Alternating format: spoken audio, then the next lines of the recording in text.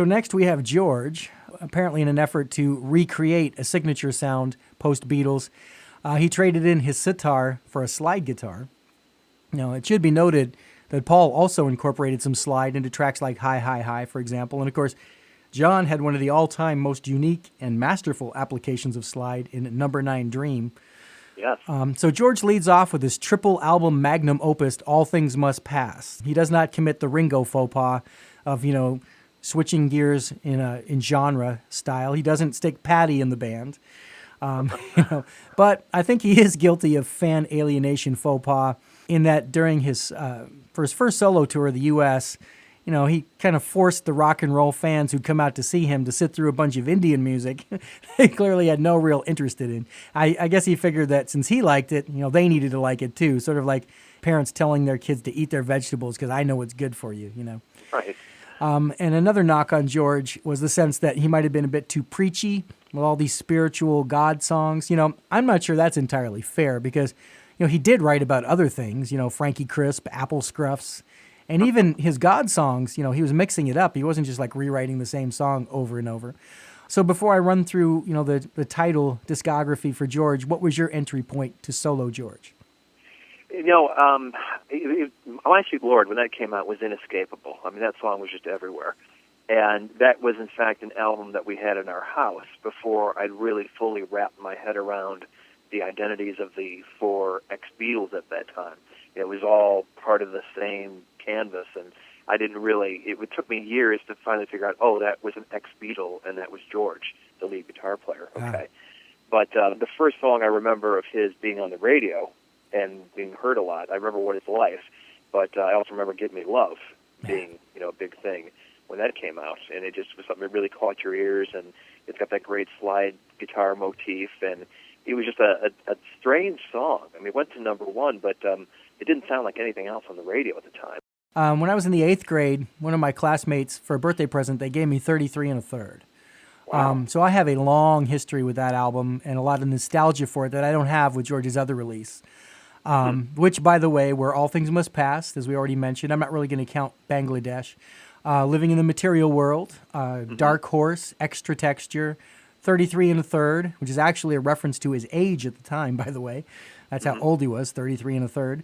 And his self-titled George Harrison album rounded out the 70s. He only released 3 albums in the 80s. Somewhere in England was his first post-Lennon release. This was followed by Gone Troppo, which apparently soured him on the music business to such an extent it was a full 5 years later that he came out with Cloud 9. And after that, he sort of turned to the Wilburys as his creative outlet. Because apart from a 1992 live album, he never released another album in his lifetime. His final album, Brainwashed, was released posthumously. So what are your thoughts on George as a solo artist? I mean, here's a guy who was under the shadow of John and Paul. He gets to step out, and with All Things Must Pass, he certainly shines. With Abbey Road, he was shining. So take it away. I think he'd made a decision, when he first started really feeling the respect from his peers. I think it came, after the White Album was recorded over the course of 6 months, and he's got, his usual allotment of one track per side over the 4 sides of that record.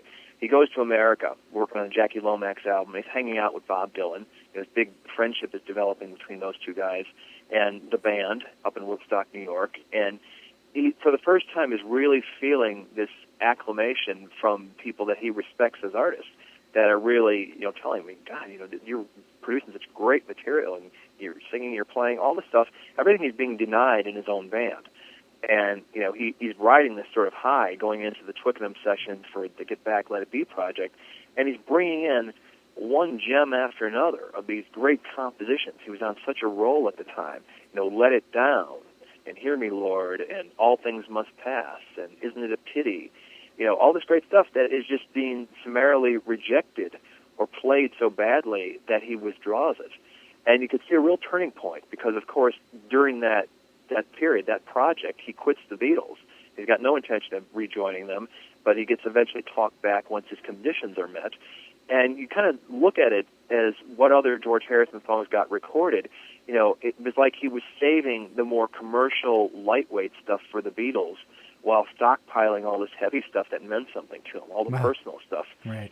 And I think once he got that out of his system the following year, he's putting out all this stuff, and he's just on such a high of stuff. He's just, even at the last minute as the sessions are starting, he's writing things like "Beware of Darkness," which I think is one of the most gorgeous songs in his entire canon. It is, yeah.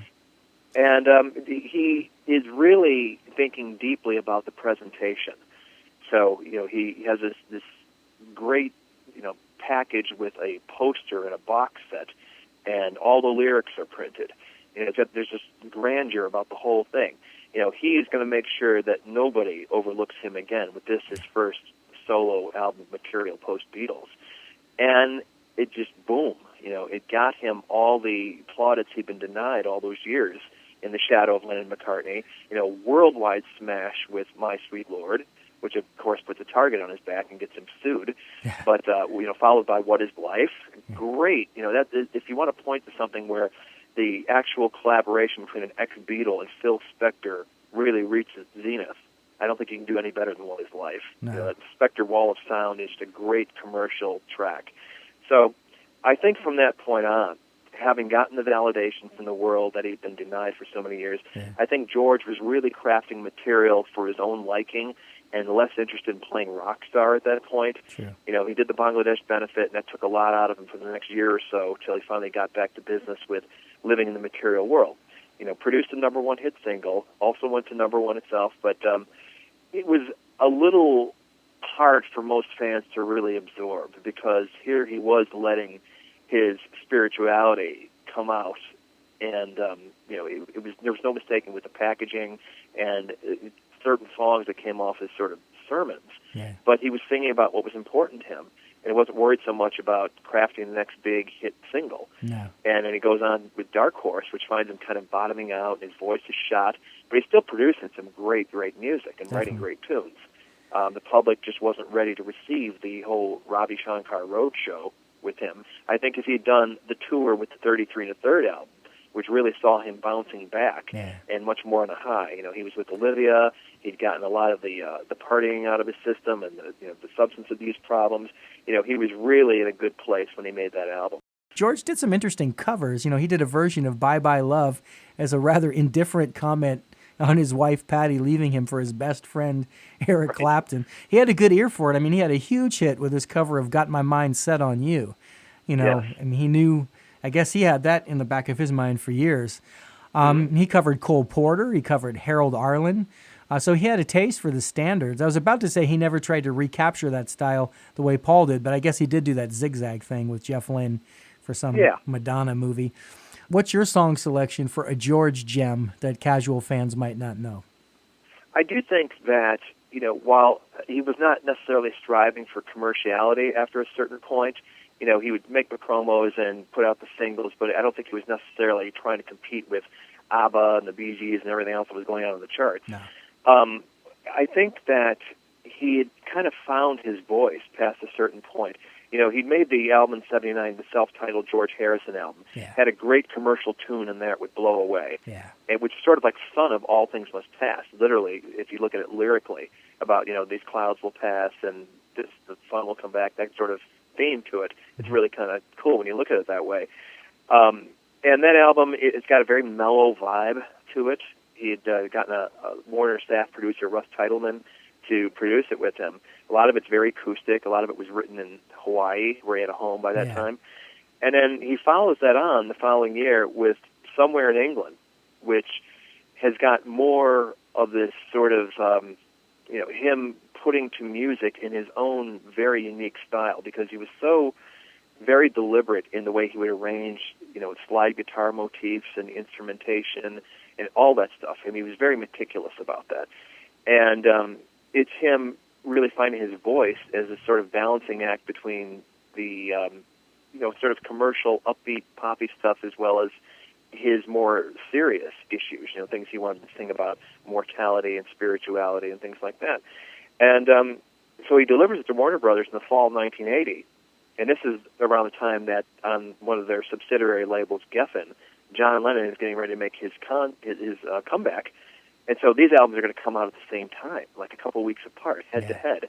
They both have black and white album covers, too, as it happens. But Warner Brothers was concerned that they didn't hear a hit on what George delivered in this first draft of Somewhere in England.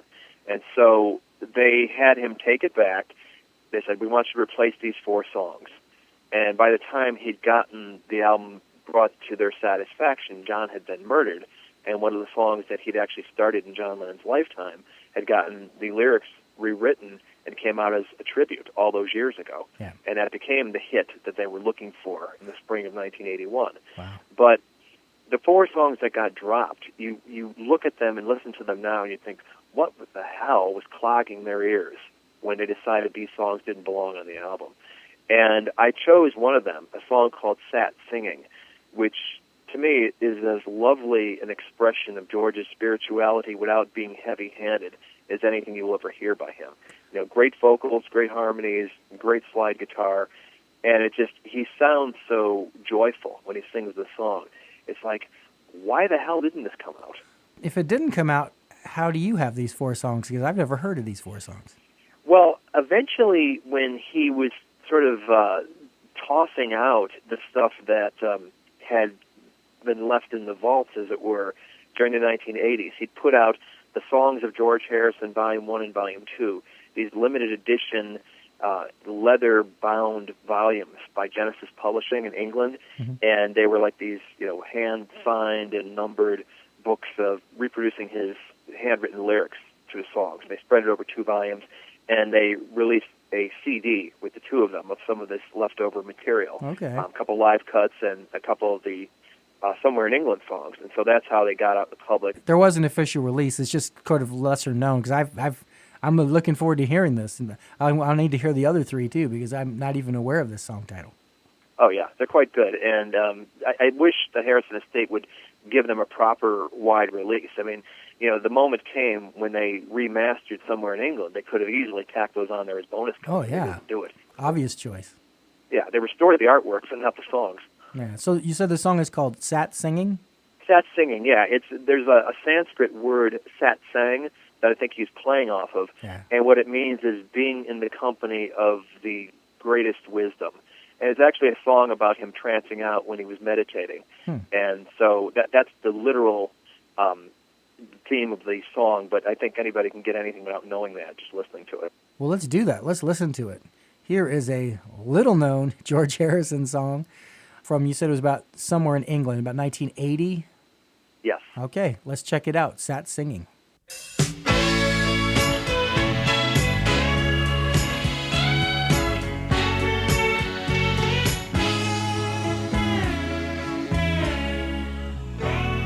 Sitting as the noonday sun shines high up in a clear blue sky, while warming me I drift away, no memories of the times gone by. The moment that I lose my mind, you come into my heart and say, I'm always here for you to love. Surrender to me, let me stay.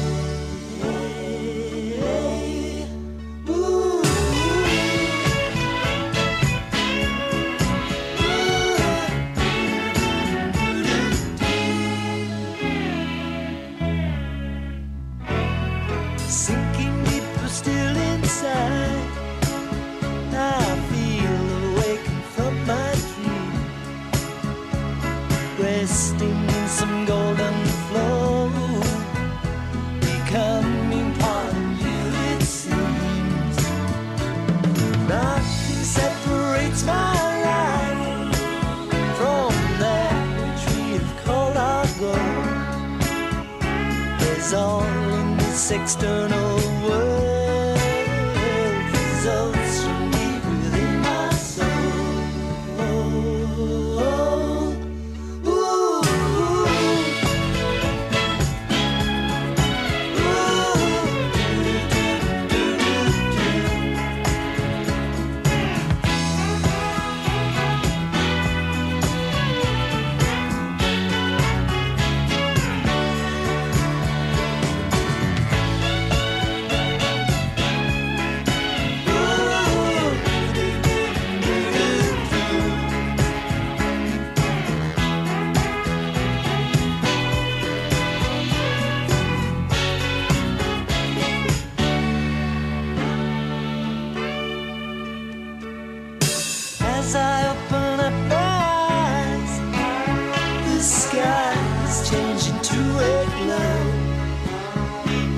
sense of time had disappeared. I see the sun has sunk more. I feel such joy, call your name. You're everything my eyes can see. I'd gladly kiss it all goodbye.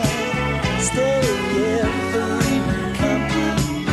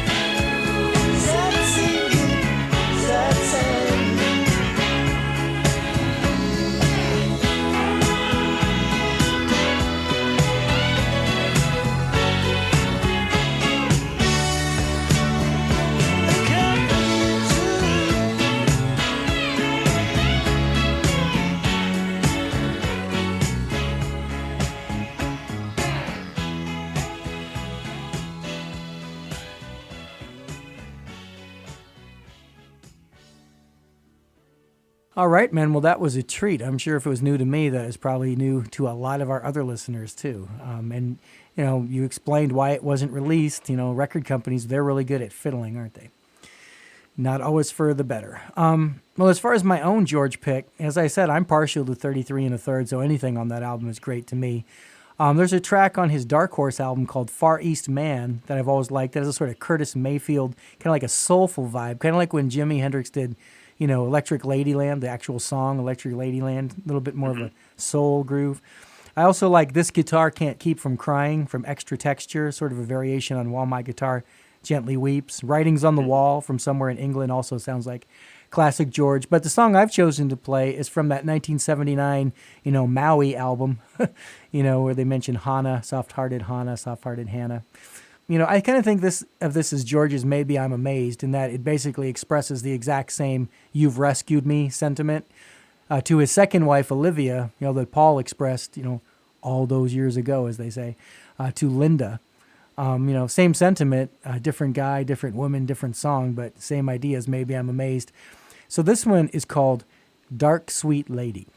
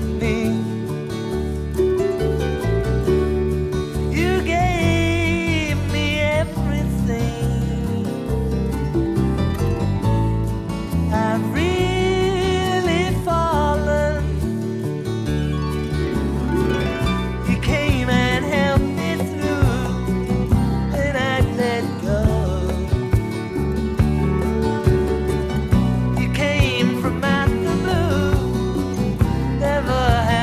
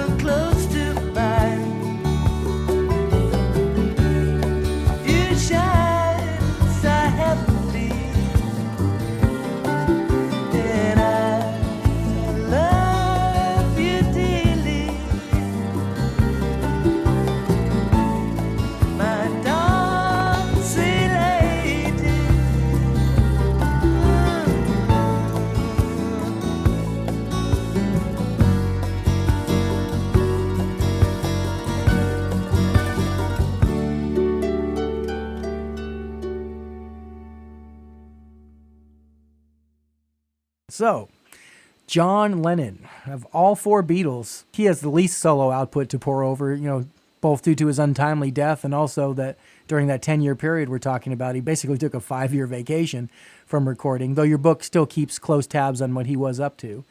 Do you count all that Two Virgins, Life with the Lions, Wedding album stuff as his first releases, or does it really begin with Cold Turkey and Plastic Ono Band for you? That's about it for me. I look to what he seriously meant to be commercial or competing with his peers. Stuff that was actually musical that would have been Beatle material had he had that vehicle operational at the time.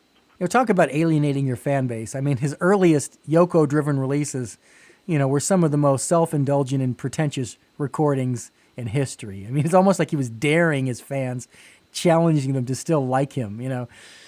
He wanted to shed the Beatle thing, but, I mean, talk about going too far. I mean, it can be argued that Yoko benefited his art and his writing on certain levels, and over time he sort of evened it out a bit, and, probably is the case. But issuing recordings of her grating singing voice, singing the newspaper headlines, just random stuff, clearly he wins the faux pas award, I think, of the four. I mean, I'll take Ringo singing Night and Day with a big band, Sinatra style, over, Yoko doing what she did. So we have the Plastic Ono Band in 1970, Imagine in 1971, Sometime in New York City in 72, Mind Games in 73, Walls and Bridges in 74, Rock and Roll in 75, The 5-Year Break, Double Fantasy in 1980, and the posthumous Milk and Honey in 84. This has already come up, but, I'll start by saying that the politics of the moment, Sometime in New York City, clearly my least favorite of the ones I just mentioned. As I listen to it now, I literally think, who cares? What is this? At the moment, it might have been a big deal, Angela and John Sinclair and everything, but it doesn't hold up, in my opinion. Well, he did a disservice to his art because the true gift John Lennon had was taking his own inner life and presenting it in a way that was universal, that could speak to anybody. Yeah. Whether it was, If I Fell or Don't Let Me Down or even A Strawberry Fields, as abstract as it is. People can listen to that and get something out of it and know that it's a genuine emotion coming from the artist who created it. With Sometime in New York City, it was as if he was trying to take everybody else's causes and real-life experiences and present them as his own, and it just rang so inauthentic.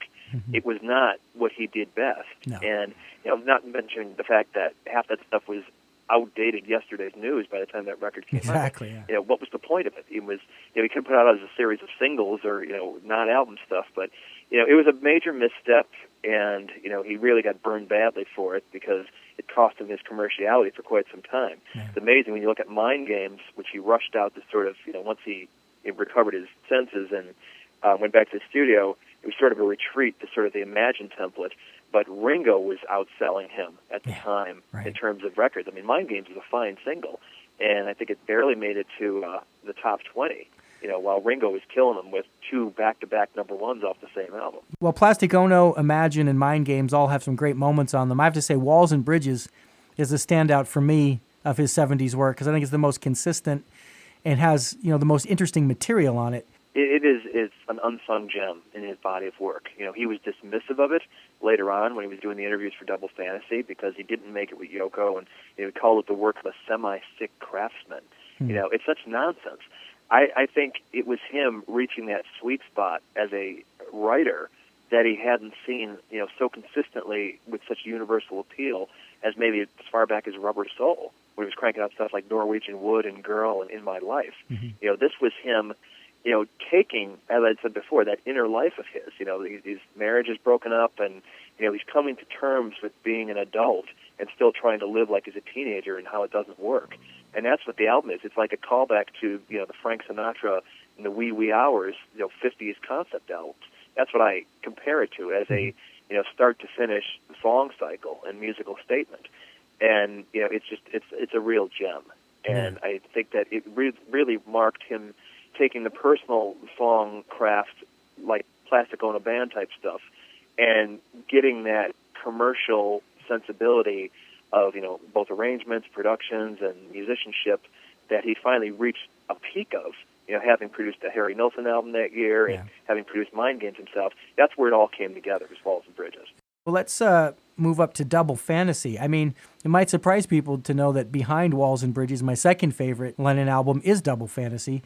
Yoko is inextricably linked to that, and I'm okay with it in the context of that project. I like all the tunes on it, particularly Woman and Beautiful Boy, another top Lennon pick, you know, and I'll admit it, I even like most of Yoko's songs on it. Because the musical dialogue aspect of swapping songs back and forth that are relevant to each other. You know, I know a lot of people feel that album was overproduced, but, you know, that's not really your call, people. He's the artist, you know. So what's your choice for a solo John song that listeners might not have heard? It's a little tougher because, like I said, there's less material, but, you know, there are things. And you pulled that George Harrison thing rabbit out of a hat, so what do you got for us for John? Well, with John, you know, yeah, as you say, it's funny that Walls and Bridges is probably my favorite album of his because it's so fully realized. But I've so evangelized that album that I think, you know, people are probably sick of me talking about it, and you've done a good job talking about it, so I don't feel like I need to go there. But another album of his that tends to be overlooked, besides Somewhere in New York City, for good reasons, is the Rock and Roll album, which was, you know, it started out as a way to sort of creatively recharge his batteries and not be responsible for writing all the songs. He could just go in there, let Phil Spector produce it, he'll just be the singer. And, you know, sing all these songs that he loved so much going back to his youth and do it in a setting where, unlike the Twickenham jams, you know, it would actually be produced and listenable. Yeah. And it ended up blowing up in his face. You know, it became a big excuse for partying, and then it went off the rails, and Phil took off with the tapes. And not until he finished Double Fantasy did he get the tapes back, and he realized that he had this contractual obligation he needed to fulfill. Part of it was a settlement of a lawsuit where Big Seven Music, Chuck Berry's publisher, was suing him over appropriating that line and Come Together, Here Come Old Flat Top, which seemed so innocuous. I mean, it wasn't like Elvis's publishers sued him for I'd rather see you dead, little girl, than to be with another man, which is from Baby Let's Play House. But that was how it worked, and so he knocked off the remaining tunes for the Rock and Roll album, post Walls and Bridges, produced them himself, and those are like the strongest tracks on that album. You know, the Exhibit A being his cover of Stand By Me, which if you ever wanted to point to, you know, a cover of a song that, you know, the original release is so perfect by Benny King, you know, how could you even compete with it? Well, here's a cover that's just as good as the original. So the song I picked to represent is an upbeat one from that same album that was actually intended to be a single, a follow-up single, but then I think they realized that the whole nostalgia wave that had been sweeping America in 73, 74, that was when, you know, Happy Days started and American Graffiti had been in theaters, you know, it's come and gone, and so it probably wasn't as potent a commercial possibility at that time. But it was the song, a Little Richard song that had been covered by Buddy Holly as well, called Slippin' and Slidin'. And it's just a great upbeat rocker that he actually filmed a promo for in the studio, but it didn't get out and therefore escaped radio airplay that it should have gotten. Is that the one where at the end he says, I've been doing this for 100 years? That's the one, yes. Well, yeah, great. I mean, it's a powerhouse recording, so let's wake everybody up and spin that right now. John Lennon, Rock and Roll, Slippin' and Sliding.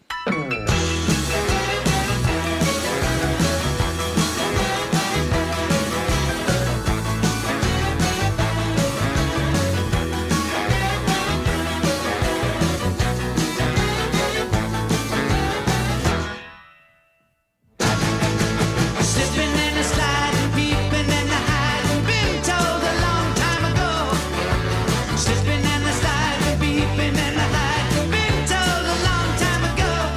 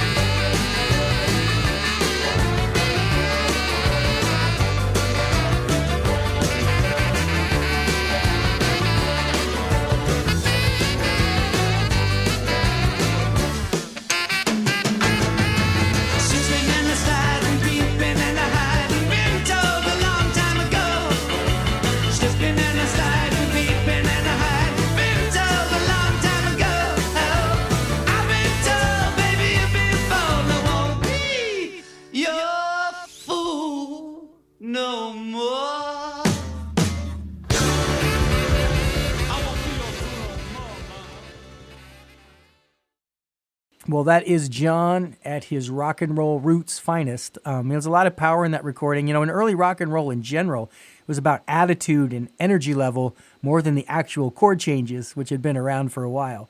Play it fast, play it hard, and yeah, that's a probably. I like some of the other tracks on there a lot too, but yeah, it's definitely one of the best ones on there. So nice choice. Well, for my own Lennon pick, I'm going with a song that he actually wrote for Ringo called "I'm the Greatest."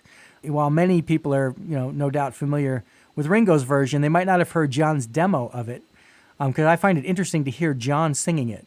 While the lyrics are adapted for Ringo, there's definitely some spillover because John obviously shared the Beatle experience.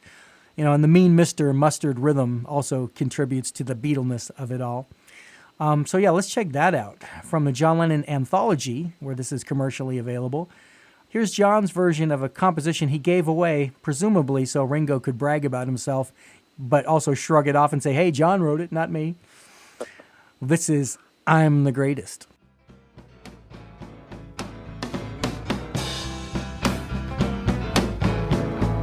Okay. Should we try another one? It's the intro that we're worst on now. A bit slow, isn't it? Yeah. Yeah, do 4 on the tom-toms or something. Yeah. About 4. Okay, should we try it? Okay, boys, this is it. Hey, 1, 2, 3, 4.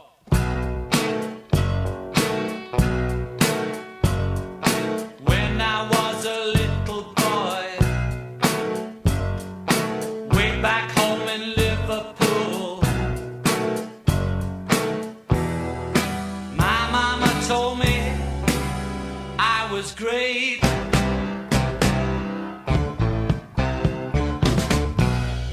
Then when I was a teenager, I knew that I got something going. My baby told me I was great.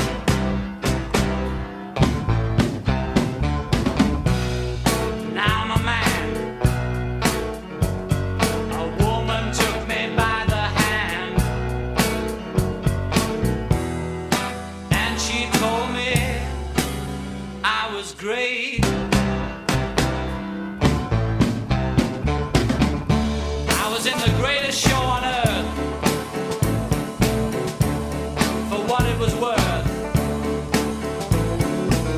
And now I'm 32, and all I want to do is boogaloo. Hey! Yeah, I look at myself in the mirror. I see my wife and kids, and they tell me you're great.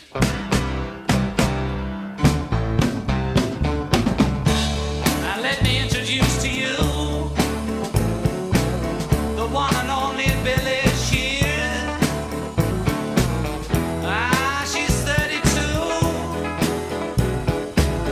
and all she wants to do is boogaloo. Hey! Hey. Hear them say, my mama told me I was great.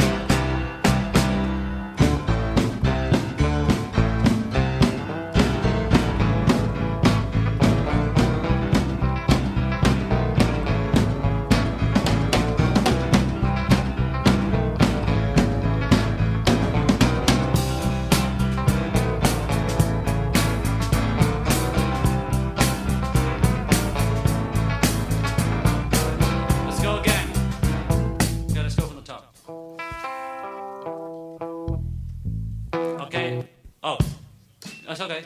Bam, da 2, 3, 4.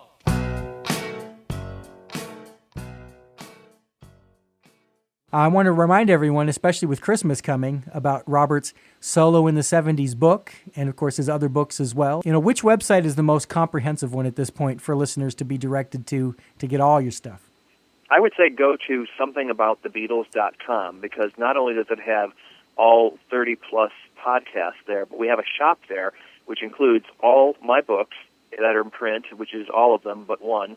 And it also has the calendar that we did for next year, which has got 24 pieces of original art, as well as day by day what happened on this day in Beatle history through 1970 throughout it. So do check it out. And, that's pretty much the gateway for all my stuff. Yeah, awesome. And of course, for those people on Facebook, which is many, your Facebook presence is ever expanding. You've had the Fab 4 FAQ or FAQ 2.0 page. Yep. Now, are you going to fold that into everything else or continue to do that one separately? I've kept it as its own thing to this point. I've thought about, because it originally was set up for that book, which came out in 2010, but it's so beyond that because I cover the music in general in rock during the Beatles' lifetime through 1980.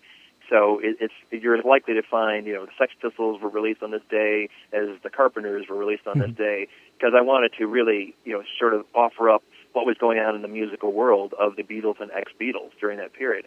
So it's got that going on, and then there is, of course, something about the Beatles Facebook page as well. Right. We post the shows, and whenever we want to communicate something to listeners, like questions or whatever, that's as good a place as any for that. Well, Robert, thanks for coming on the show a second time. I'll be listening to your podcast, and when your next book comes out, you know where to come and promote it. Absolutely. Thanks so much, Dan. Always great talking to you, and thanks for having me. This podcast was recorded at Mojo Recording Studio in Phoenix, Arizona. It was engineered by Mike Post. Once again, I'd like to thank Robert Rodriguez and Richard Buskin. Extra special thanks to John, Paul, George, and Ringo for providing us with an inexhaustible source of discussion material. I want to remind everybody about my other show, every Friday with Dan and Olivia. Be sure to check that out if you haven't already. And let me close by saying, while I'm certainly no Richard Buskin or Robert Rodriguez, I do know something about the Beatles. So long, everybody.